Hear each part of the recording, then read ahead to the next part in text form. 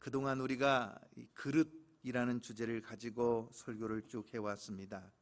오늘은 복음의 택한 그릇이라는 제목의 설교를 통해서 이 그릇에 대한 설교를 마무리하려고 합니다. 영화나 연극에는 주연이 있고 조연이 있습니다. 또 단역도 있고 대역, 엑스트라도 있습니다. 또 그 뒤에는 감독이나 조명, 의상, 연기, 지도, 소품 준비 등의 많은 수고를 하는 스태프들도 있습니다.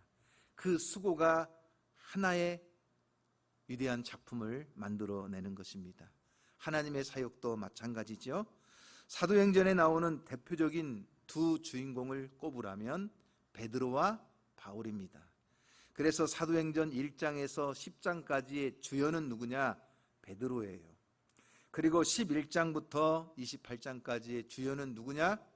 바울이에요. 물론 성령이 주연이시지만 그 쓰임받는 주체가 베드로와 바울을 중심으로 기록이 되어 있습니다. 그리고 사도행전 9장에는 베드로와 바울이 각각 다른 무대에서 등장을 하고 있어요. 그래서 사도행전 9장의 전반부는 바울에 대한 이야기, 9장의 후반부는 베드로에 대한 이야기가 나오고 있습니다.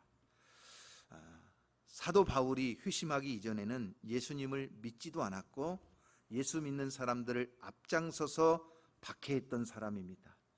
그가 수데반 순교 이후에는 더 악해집니다. 그래서 사도행전 8장 3절 말씀에 보면 이렇게 나와요.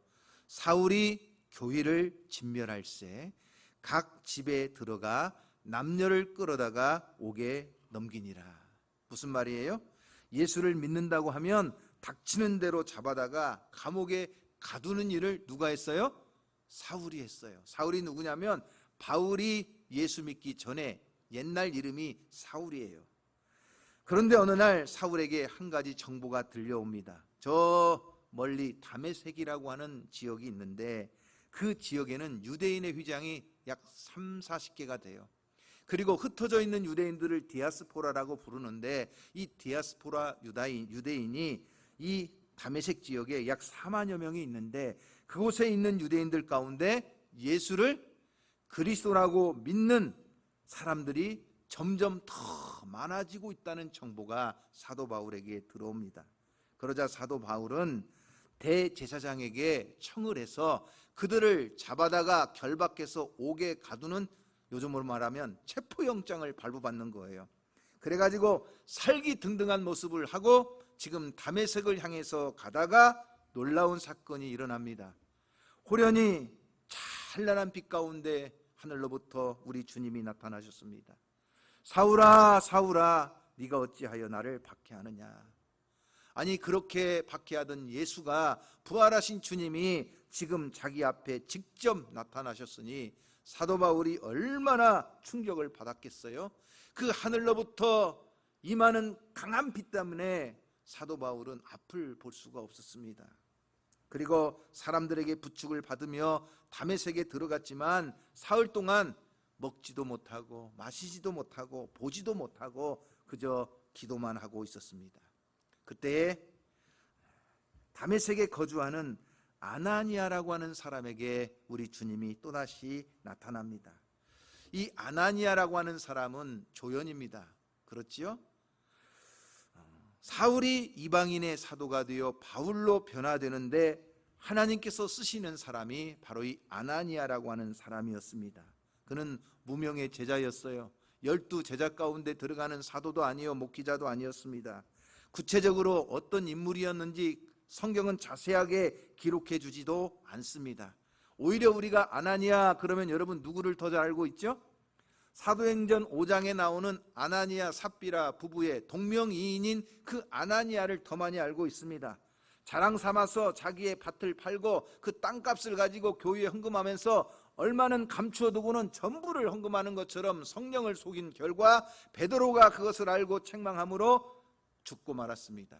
그의 아내도 역시 후에 들어왔다가 하나님의 놀라운 심판을 받아 부부가 죽게 되었는데 그들이 아나니아 삽비라입니다. 그러니까 지금 사도행전 9장에 나오는 아나니아보다 오히려 사도행전 5장에 나오는 아나니아 삽비라 부부의 그 아나니아가 더 유명했을지 모릅니다. 이 아나니아 삽비라 부부의 사건은 오순절 성령 강림 이후에 교회에 일어나는 엄청난 사건이었기 때문에 모든 성도들의 입에서 입으로 소문이 전해져 있었을 것입니다. 그러나 지금 사도행전 9장에 나오는 아나니아는 그렇게 유명한 사람이 아니에요. 어떻게 보면 단역이라고도 할 수가 있겠습니다. 그런데 나중에 사도 바울이 사도행전 22장 12절 이하의 말씀에서 자신의 간증을 하게 되는데, 그때 이 아나니아에 대해서 간증을 하면서 이렇게 말해요. 자, 사도행전 22장 12절 말씀을 다 같이 읽어볼까요? 시작. 율법에 따라 경건한 사람으로 거기 사는 모든 유대인들에게 칭찬을 듣는 아나니아라 하는 이가 내게 와 곁에 서서 말하되 형제 사울아 다시 보라 하거늘 즉시 그를 쳐다보았다고 바울이 지금 간증하고 있어요. 여기에 보면 아나니아는 경건한 그리스도인으로서 모든 유대인들에게 무엇을 받는 사람이었다고요? 칭찬을 받는 경건하고 신실한 사람이었다는 것을 볼 수가 있습니다. 바로 이 아나니아에게 지금 주님이 나타나신 것입니다. 그리고는 오늘 본문의 11절 말씀을 보면 주님이 이 아나니아에게 명령을 내리십니다. 그 명령이 뭘까요? 자, 여러분 11절 말씀을 다 같이 한번 읽어보겠습니다. 시작. 주께서 이르시되 일어나 직가라 하는 거리로 가서 유다의 집에서 5사람 누구를 찾으라? 사울이라는 사람을 찾으라는 거예요. 지금 그가 뭐하고 있어요? 기도하는 중이었다는 것입니다. 자, 여러분 아나니아는 굉장히 당황스러울 수밖에 없었을 것입니다. 왜요? 사울의 명성을, 아니 사울의 악명을 너무나 잘 알고 있어요. 그러니 하나님 앞에 이 명령을 하는 주님 앞에 아나니아가 질문을 던지는 거예요. 그 질문이 13절 말씀인데 다 같이 한번 읽어보시죠. 13절입니다. 시작. 아나니아가 대답하되 주여 이 사람에 대하여 내가 여러 사람에게 듣사온즉 그가 예루살렘에서 주의 성도에게 적지 않은 해를 끼쳤나이다 하더라. 예루살렘에서 많은 성도들에게 해를 끼치고 스데반과 같은 사람을 죽기까지 순교로 몰아간 사람이 이 사울이에요. 이런 사람을 내가 잘 알고 있습니다. 그 다음에 14절 시작. 여기서도 주의 이름을 부르는 모든 사람을 결박할 권한을 대제사장들에게서 받았나이다 하거늘 그랬어요. 이 사울의 악명이 얼마나 높았냐면 핍박자요. 그가 다메섹에 지금 온 것도 그냥 온 것이 아니라 대제사장들에게서 체포영장을 발부받아서 그리스도인들을 결박해서 끌고 오게 가두려고 지금 여기에 왔는데 하나님 날더러 지금 누구에게 가라고요? 아니 그런 사울을 찾아가라니요. 그런데 주님이 또다시 아나니아에게 단호하게 다시 말씀을 하시는 것입니다. 15절 말씀을 또 읽어볼까요? 15절 시작. 주께서 이르시되 가라. 이 사람은 내 이름을 이방인과 임금들과 이스라엘 자손에게 전하기 위하여 택한 나의 그릇이라. 오늘 이 15절의 말씀을 근거로 해서 오늘 말씀의 제목이 복음의 택한 그릇이라는 제목을 잡았어요. 가라. 이 사람은 내 이름을 위하여 이방인과 임금들과 이스라엘 자손에게 전하기 위한 나의 택한 그릇이다. 오늘 이 말씀을 통해 우리가 몇 가지를 기억해 볼 것은, 첫째는 우리는 하나님과 하나님의 부르심과 인도하심에 순종해야 한다 하는 것입니다. 여러분 어떤 사람이 가장 지혜로운 사람일까요? 학벌이 좋은 사람? 경력이 많은 사람? 생각이 많은 사람? 아니요. 가장 지혜로운 사람은 누구냐? 하나님의 말씀대로 순종하는 사람인 줄로 믿습니다. 바로 아나니아가 그랬어요. 내 생각에는 사울의 악명도 높고 그가 지금 다메섹에 온 것은 그리스도인들을 결박시켜 끌고 가서 옥에 가두려고 하는 것인데 하나님이 가라고 명령하시니까 이 아나니아는 그 주님의 명령에 순종해서 그 5사람 사울을 찾아간다는 것입니다. 여러분 요즘 우리는 순종이라는 단어를 별로 사람들이 좋아하지를 않아요. 굴욕적이고 종속적이라고 생각을 하기 때문입니다. 하지만 성경에 나오는 순종의 뜻은 굴복이 아니에요. 여러분, 굴복이라는 것이 뭐죠? 내가 힘이 없어서 어쩔 수 없이 복종하는 것을 굴복이라고 합니다. 그러나 여러분, 순종은요, 그렇게 내가 힘이 없기 때문에 어쩔 수 없이 하는 것이 아닙니다. 순종은 자원함으로 하는 거예요. 기쁘게 하는 거예요. 바로 그것이 순종이에요. 그런데 하나님이 쓰시는 사람들, 하나님의 위대한 기적을 창조하는 수많은 믿음의 사람들은 바로 이 놀라운 순종의 자세를 가지고 하나님 앞에 쓰임 받았다는 거예요. 주님이 가서 사울을 찾아라, 그리고 그에게 안수해서 그 눈에 비늘을 벗기고 성령으로 충만케 하라는 주님의 명령에 아나니아는 인간적인 모습으로 보면 굉장히 위험한 일이에요. 사울을 찾으러 갔다가 무슨 일을 당할지 몰라요. 그 악명 높은 사울을 찾아간다는 것이 쉽지 않은 일이지만 주님이 말씀하셨기 때문에 순종하고 갔어요. 그래서 그를 통해서 사울이 바울이 되고 복음이 아시아에서 유럽으로 넘어가고 온 세계 땅끝까지 하나님의 복음이 증거되는 복음의 역사가 나타난 줄로 믿으시기를 바랍니다. 그렇다면 여러분, 오늘 우리는 이 말씀을 통해 과연 순종한다고 하는데 순종의 자세가 무엇인가를 정리를 해볼 필요가 있겠지요? 여러분, 순종이 뭐예요? 순종이라는 것은 누군가 해야 되는 일을 내가 하는 것이 순종입니다. 여러분, 사실 무섭잖아요. 사울을 찾아간다는 것이 어떻게 보면 위험하잖아요. 그러나 주님이 말씀하시기 때문에 아나니아는 순종하는 거예요. 그러면서 여러분, 오늘 9장의 10절 말씀 끝에 보시면 이렇게 나와요. 아나니아가 뭐라고 고백하죠? 자, 10절을 다시 한번 읽어봅니다. 시작. 그때에 다메섹에 아나니아라 하는 제자가 있더니 주께서 환상 중에 불러 이르시되 아나니아야 하시거늘 대답하되 주여 내가 여기 있나이다. 주여 내가 여기 있나이다.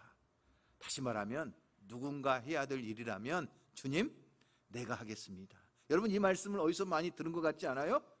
바로 이사야 선지자가 사명자를 찾고 계시는 하나님 앞에 주여 내가 여기 있나이다, 나를 보내소서 하나님의 부르심에 즉각적으로 응답하며 순종한 것처럼 하나님이 사무엘을 부르실 때 주여 말씀만 하옵소서 종이 듣겠나이다 고백했던 것처럼 아나니아도 하나님의 부르심에 즉각적으로 순종하며 주님, 누군가 해야 될 일이라면 내가 하겠습니다. 바로 여러분, 이것이 순종의 자세인 줄로 믿습니다. 두 번째는 뭐예요? 언젠가 해야 되는 일이라면 지금 하는 것이 순종이라고 하는 것입니다. 여러분, 사울이라고 하는 사람의 악명이 높았기 때문에 그 이름만 들어도 치를 떠는 사람들이 많았을 것입니다. 그 사울에 대해서 호감을 가진 사람들이 별로 없었을 것입니다. 그러나 하나님께서는 그 사납고 모질고 포행자였던 사울을 통해서 하나님의 복음 전파로 쓰시고 저 이방인과 임금들과 이스라엘 자손들에게 복음을 전하는 하나님의 택한 그릇으로 쓰시기 위해서 지금 아나니아를 사울에게 보내는 거예요.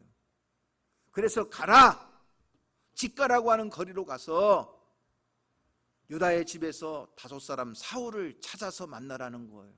그때 여러분 17절 말씀에 보면 아나니아가 어떻게 했다는 것이죠? 아나니아가 떠나 그 집에 들어가서 그랬어요. 여러분, 순종이 뭐예요? 언젠가 해야 될 일이라면 언제 하는 거요? 나중에요? 내일이요? 아니에요. 지금 하는 것이 순종이에요. 왜 우리가 순종을 못하느냐? 자꾸만 오늘 일을 내일로 미루기 때문이에요. 나중에 하지요, 다음에 하지요. 여러분, 이것은 순종이 아닙니다. 당연히 언젠가는 해야 될 일이라면 지금 해야지요. 바로 이것이 순종의 자세인 줄로 믿습니다. 세 번째는 뭐냐? 어차피 해야 될 일을 기쁘게 하는 것이 순종의 자세입니다. 여러분, 하나님께서 아나니아를 사울에게 보냈는데, 자, 17절 말씀을 다시 한번 읽어보세요. 17절 시작. 아나니아가 떠나 그 집에 들어가서 그에게 안수하여 이르되, 그 다음에 뭐라고 불러요? 형제 사울아, 이렇게 부르고 있어요. 형제 사울아, 주 곧 네가 오는 길에서 나타나셨던 예수께서 나를 보내어 너로 다시 보게 하시고 성령으로 충만하게 하신다. 여러분, 그 사울을 향해서 지금 아나니아가 뭐라고 부르고 있다고요? 형제 사울아, 이렇게 부른다는 것은 여러분, 지금 아나니아가 억지로 하는 것이 아니라 자원함으로 기쁘게 그 일을 감당하며 하나님의 마음을 사울에게 전하고 있는 것입니다. 여러분, 주님께서 맡기시는 일을 우리가 어차피 해야 된다면 그 주님이 주신 사명을 감당함에 우리가 억지로 하는 것이 아니라 기쁨으로 감당하며 순종하는 성도가 되기를 주님의 이름으로 축원합니다. 베드로 사도가 흩어져 있는 나그네들과 그리고 장로들에게 편지하면서 고백하는 것이 무엇입니까? 베드로전서 5장 2절 말씀에 보면 베드로도 이렇게 권면을 해주고 있습니다. 너희 중에 있는 하나님의 양무리를 지되 어떻게 하고? 억지로 하지 말고, 그 다음에는요, 하나님의 뜻을 따라 어떻게 하라고요? 자원함으로 하며, 그리고요, 더러운 이득을 위하여 하지 말고 어떻게 해요? 기꺼이 하라 하는 거예요. 세 가지의 권면을 해주고 있어요. 억지로 하지 말아라, 자원함으로 해라, 그 다음에는요, 기꺼이 해라 하는 것입니다. 다 동일한 뜻을 담고 있어요. 주님의 사명을 위해서 주님의 일을 할 때에는, 주님의 명령에 순종할 때에는 어떻게 하라는 거예요? 기쁜 마음을 가지고 즐겁게 하라 이거예요. 바로 이것이 순종의 자세라는 거예요. 오늘 여러분, 하나님 앞에 이 무더위 속에, 이 코로나 속에 거룩한 주일 하나님 앞에 나와서 예배하는 성도들을 주님의 이름으로 축복합니다.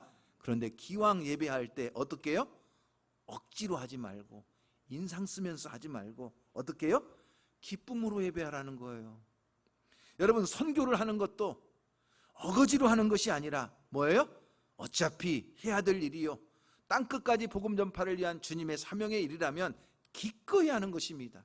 바로 그럴 때 하나님이 기쁘게 받으시고 그 영광 가운데 하나님의 능력을 우리의 삶에 나타내 주실 줄로 믿습니다. 할렐루야. 사랑하는 어양교회 성도 여러분, 자, 대답을 한번 해보세요. 사랑하는 어양교회 성도 여러분, 주님께서 맡기신 일을 해야 된다면 억지로 하는 것이 아니라 자원함으로 기쁘게 기꺼이 하는 성도가 되기를 주님의 이름으로 축원합니다. 자, 한번 따라해 보세요. 누군가 해야 될 일이라면 내가 하겠습니다. 크게 한번 따라해 보세요. 언젠가 해야 될 일이라면 지금 하겠습니다. 어차피 해야 될 일이라면 기쁨으로 하겠습니다. 안 하시는 분들이 제가 보니까 한 두 분 있는 것 같은데, 제가 앞부분을 하면 여러분들이 이제 뒷부분을 하세요. 자, 워낙 우리 어양교회 성도들은 지혜로우신 분들이 많아서 뭐든지 한 번만 가르쳐주면 금방금방 하시거든요. 자, 제가 앞부분을 할 테니까 여러분들은 뒷부분을 여러분들이 답을 하시는 거예요. 누군가 해야 될 일이라면 누가 해요? 내가 하겠습니다. 언젠가 해야 될 일이라면 지금 하겠습니다. 어차피 해야 될 일이라면 기쁘게 하겠습니다. 할렐루야. 우리 어양의 성도들, 주님의 부르심 앞에, 하나님의 인도하심 앞에 믿음으로 기꺼이 순종하며 기쁨으로 일하는 성도가 되기를 주님의 이름으로 축원합니다. 두 번째, 오늘 말씀을 통해 볼 것은 우리의 눈에서 편견의 비늘이 벗겨져야 택함받은 그릇으로 쓰임받을 수 있다는 것입니다. 여러분, 오늘 18절 말씀을 한번 읽어볼까요? 18절 말씀에 보면 이렇게 나옵니다. 즉시가 뭐예요? 아나니아가 사울에게 안수를 하니까 즉시로 어떻게 됐어요? 사울의 눈에서 비늘 같은 것이 벗어져 다시 보게 된지라 일어나 세례를 받았다고 했어요. 아니, 아나니아가 안수하니까 사울의 눈에 비늘 같은 것이 벗겨졌다. 굉장히 인상적인 표현입니다. 아니, 사울이 무슨 물고기도 아닌데 무슨 눈에 비늘 같은 것이 벗겨집니까?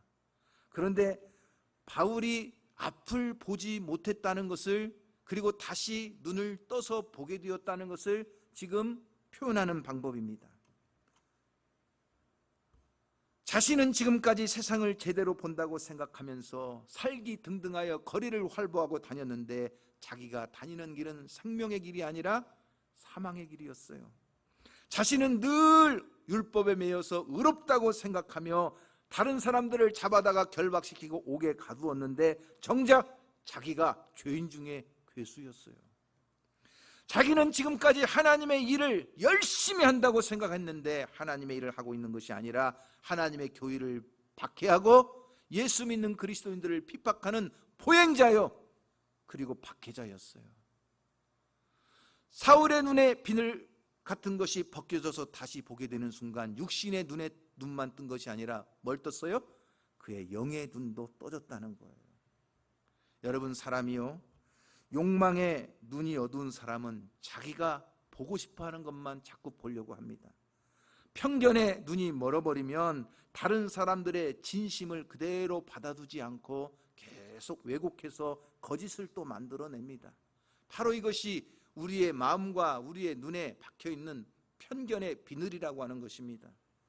베이컨이라고 하는 철학자가 인간이 과학적이고 합리적인 판단을 하지 못하도록 만드는 폐단을 4가지 우상으로 정의를 했어요. 그 4가지 우상이 뭐냐? 첫 번째는 종족의 우상입니다. 다른 말로 민족이라고도 합니다. 어떤 공통된 경험과 감정을 가진, 욕망을 가진 어떤 종족, 민족들이 자꾸 다른 민족에 대해서 뭐예요? 왜곡된 시각을 가지고 자기 민족의 우월성을 가지고 다른 민족을 자꾸 뭐예요? 공격하고 짓밟고 그리고 무시하는 태도를 바로 이 종족 우상이라고 합니다. 두 번째 우상이 뭐냐? 동굴 우상이에요. 평생 동굴에서 지내던 사람이 갑자기 밝은 세상에 나왔을 때 그 밝은 세상을 바라보는 판단이나 편견을 동굴의 우상이라고 합니다. 다시 말하면 우물안 개구리가 갖는 편견이에요. 우물 안에서 자기가 바라보는 세상이 전부인 줄 알았던 그 지식을 가지고 모든 세상을 의심의 눈으로 바라보는 것, 이것을 동굴의 우상이라고 그래요. 세 번째는 뭐냐? 시장의 우상이에요. 많은 사람들과 무역을 하고 교역을 하면서 그래서 사람들에게 서로에게 어떤 붙여진 단어나 이름을 가지고 편견을 가지고 판단하는 거예요. 일방적으로 정의 내린 어떤 단어가 사람들로 하여금 편견을 만들어낸다는 거예요. 여러분, 예를 들어 대항해 시대에 저 아메리카의 신대륙을 콜럼버스가 발견을 했습니다. 근데 여러분, 과연 아메리카가 신대륙입니까? 이미 그곳에는 인디언들이 살고 있던 곳이었습니다. 그 인디언들에게는 신대륙이 아니에요. 유럽 사람들에게는 신대륙이었을지 모르지만, 여러분, 우리가 흔히 지금 근동, 중동, 극동, 이런 단어를 씁니다. 그래서 대한민국을 극동아시아라고 부르는데 이거 누가 붙인 거예요? 서양의 유럽 사람들이 붙인 겁니다. 서양의 시각에서 볼 때 그 유럽과 가까우면 근동이고 중간에 있으면 중동이고 제일 먼 데 있으면 극동이에요. 그런데 우리는 아무런 생각 없이 그냥 우리도 극동이라는 단어를 그냥 개념 없이 쓰고 있습니다. 이것이 다 뭐냐? 동굴의 시장의 우상이라고 하는 거예요. 마지막 하나가 뭐냐면 극장의 우상입니다. 극장의 우상이라는 것은 자기의 소신이나 편견 없이 그저 스크린에 비춰지는 드라마 속의 주인공을 나도 무조건적으로 따라하고 아이돌이나 이런 것들을 무분별하게 따라가면서 추종하는 이런 모든 것들을 극장의 우상이라고 그래요. 다시 말하면 이런 베이컨이 정의 내린 것처럼 이런 4가지 우상의 편견 속에 우리가 왜곡된 눈을 가지고 세상을 바라보며 따라가고 있다는 거예요. 사도 바울도 자신은 열심히 있었습니다. 자신은 항상 의로웠습니다. 자신은 정말 하나님을 위해서 일하고 있는다고 생각을 했습니다. 그런데 그의 눈의 비늘이 벗겨지고 다시 세상을 보게 되었을 때 자신의 실체를 알게 되었어요. 그리고 나중에 그가 고백하는 것은 갈라디아서 1장 13절 말씀에서 자기 자신을 간증할 때 이렇게 간증을 하는 겁니다. 자, 다 같이 한번 읽어볼까요? 자, 시작. 내가 이전에 유대교에 있을 때에 행한 일을 너희가 들었거니와 하나님의 교의를 심히 박해하여 멸하고, 그 다음에는요, 내가 내 동족 중 여러 영갑자보다 유대교를 지나치게 믿어서 내 조상의 전통에 대하여 더욱 열심히 있었으나, 그 다음에요, 안 나오네요. 자, 여기 보세요. 자기는 누구보다도 열심히 있었고 자기는 누구보다도 의로웠고 자기는 누구보다도 하나님을 위해서 일한다고 생각했지만 자신의 그 편견과 오해 때문에 오히려 포행자요, 박해자요, 죄인 중에 괴수요, 하나님의 교회를 핍박하는 자가 된 것입니다. 그러므로 여러분, 오늘 색안경을 끼고 본다는 말이 있어요. 빨간색 안경을 끼고 보면 세상이 다 빨갛게 보입니다. 세상이 다 그런 것이 아니라 뭐가 잘못된 거예요? 내 눈이 잘못된 거예요. 내 생각이 잘못된 거예요. 내 판단이 잘못된 거예요. 그 내 판단, 내 생각, 내 눈에 이 편견이 그늘이 벗겨지지 않으니까 자꾸만 다른 사람들에 대해서도 왜곡하게 되고 세상을 바라보면서도 왜곡하게 만들어 버리는 거예요. 그러므로 여러분, 우리는 항상 하나님 앞에 기도해야 될 줄로 믿습니다. 시편 119편 18절 말씀에 쉬운 성경으로 보면 이렇게 나옵니다. 나의 눈을 열어주셔서 내가 볼 수 있게 하소서. 주의 법 안에 있는 놀라운 진리를 깨닫게 해주소서. 오늘 저와 여러분의 이 세상을 바라보는, 주님의 교회를 바라보는, 성도를 바라보는, 이웃을 바라보는 우리 눈의 편견의 비늘이 벗겨지고 주님의 눈으로 보게 하여 주옵소서. 주님의 마음으로 보게 하여 주옵소서. 주님의 사명으로 보게 하여 주옵소서. 내 모든 닫혀있는 눈이 열려지게 하여 주시옵소서. 하나님 앞에 기도해야 될 줄로 믿습니다. 사람이요, 이 잘못된 편견 속에 빠져서 스스로 열심히 있기에 달려가지만 사망의 길로 달려갈 수 있다는 것을 우리는 깨달아야 합니다. 제가요, 지난 한 주간에 참 부끄럽지만 제가 좀 황망한 일을 당했어요. 부끄럽지만 여러분들에게 한 가지 이야기를 하려고 합니다. 성도들에게도 도움이 될 거라고 생각이 됐어요. 지난 월요일 날 제 핸드폰에 문자가 하나 왔어요. 무슨 문자가 왔느냐면, 귀하께서는 정부 재난지원 대환대출 대상자로 선정됐으니까 저금리로 정부의 대출 지원을 받으라는 거예요. 그래가지고 제가 또 빚이 없으면 모르겠는데 빚이 좀 있다 보니까 저금리로, 정부 지원으로, 코로나19 때문에 힘들어하는 서민들을 위해서 정부에서 저금리로 대환대출을 해준다고 하니까 호기심에 제가 또 전화를 했어요. 전화를 했더니 요즘 코로나19 때문에 힘드시죠? 지금 빚이 얼마나 되세요? 제가 지금 신용정보와 점수를 좀 알아보겠습니다. 이름과 주민등록번호를 알려주세요. 그래가지고 제가 또 생각 없이요, 이름하고 주민등록번호를 알려줬어요. 그 전화번호에다가 인증번호가 올 거니까 인증번호 6자리를 알려주면 자기가 내가 지금 그 정부의 지원 대출이 가능한지 아닌지 심사해서 알려주겠다는 거예요. 그러니까 저도 모르게 또 핸드폰에 온 6자리 인증번호를 알려줬어요. 그랬더니 이제 제 이 신용은행 정보가 다 뜨는 거예요. 지금 삼내 농협에 3천만 원짜리 그 마이너스 통장을 가지고 계시고 빚이 있군요. 이거 심사해보고 대출이 가능한지 안 한지 내일 알려드리겠다는 거예요. 여러분, 좀 그러니까 이게 좀 믿음이 가잖아요. 그잖아요? 내일 다시 전화를 하겠다는 거. 그러더니 정말 화요일 날 또 전화가 왔어요. 귀하께서는 자격심사에서 통과해가지고 정부에서 대환대출을 받을 수 있다는 거예요. 그래가지고 지금까지 비싼 금리로 이자를 내면서 빚이 있는데 코로나19 때문에 힘들어하기 때문에 어려운 서민들에게 정부에서 그 빚을 갚아주고 저금리로 싼 이자로 빚을 갚아주고 한다는 거예요. 그래서 이자가 얼마나 되는데요? 1.3%로 빌려준대요. 언제 갚아두면 되는데요? 그랬더니 10년 안에만 갚으면 된다는 거예요. 그러니까 2.3%에 10년 안에만 갚으면 된다고 하니까 얼마나 좋습니까? 맨날 집에 가면 빚이 얼만데 이러는데요. 교회 와도 빚 갚아야죠, 빚 갚아야지도 이랬는데, 그러니까 이 빚 때문에 나도 이 마음과 눈에 막 비늘이 탁 씌어가지고 2.3%에 막 10년 안에만 갚으면 된다고 하니까 그래요? 얼마가 필요하신데요? 막 그러니까 3천만 원이요. 막 나도 그랬어요. 그랬더니 그러면 다시 심사해가지고 또 내일 또 전화를 한다는 거. 이 사람들이 계속 내일 그러네요. 수요일 날 그분이 또 전화가 왔어요. 제 통장 계좌번호를 알려주면 정부에서 대출을 그 통장에 입금을 해주겠다는 거예요. 제가요 또 통장 계좌번호를 알려줬어요. 그랬더니 그러면 지금 이제 대출 신청을 해야 되니까 자기들이 제 카톡에다가 그 앱을 하나 보낼 테니까 앱을 핸드폰에다 깔고 그 앱에다가 자기가 내가 필요한 대출금만큼 금액하고 이름을 딱 주소랑을 싹 쓰라는 거예요. 그래가지고 제가 또 그 앱에다가 이름하고 대출 3천만 원 막 해가지고 주소까지 딱 썼어요.